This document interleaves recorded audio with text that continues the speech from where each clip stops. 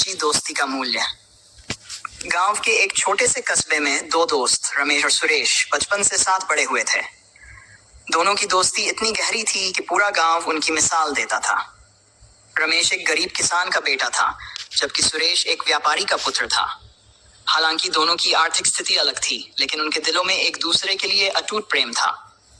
सपनों की राह। रमेश और सुरेश बड़े होकर अपनी अपनी जिंदगी की राह पर आगे बढ़े। रमेश को पढ़ाई में गहरी रुचि थी, लेकिन गरीबी उसके सपनों को तोड़ सकती थी। सुरेश को जब यह पता चला तो उसने बिना किसी हिचकिचाहट के रमेश की पढ़ाई का खर्च उठाने का फैसला किया। मैं तुम्हें आगे बढ़ते हुए देखना चाहता हूं रमेश, सुरेश ने कहा।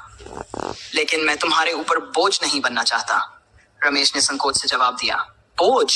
तुम पागल हो क्या? दोस्ती में हिसाब नहीं होता, सुरेश ने मुस्कुराते हुए कहा।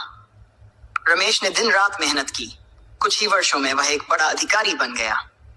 सुरेश ने भी अपने पिता का व्यापार संभाल लिया और उसे और भी सफल बना दिया। दोनों ने खूब नाम कमाया, लेकिन उनकी दोस्ती वह तो पहले जैसी ही थी, गहरी और सच्ची।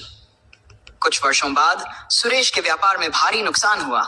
उसने कई जगह मदद की कोशिश की, लेकिन कोई भी साथ देने को तैयार नहीं था। यहाँ तक कि उसके अपने रिश्तेदारों ने भी किनारा कर लिया। अब मैं क्या करूं? किससे मदद मांगूं?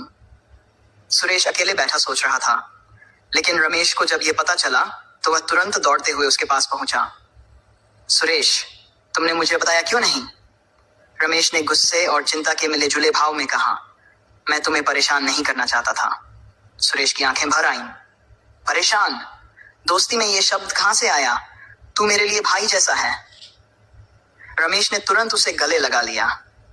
रमेश ने बिना देर किए अपने बचाए हुए पैसे से सुरेश की मदद की।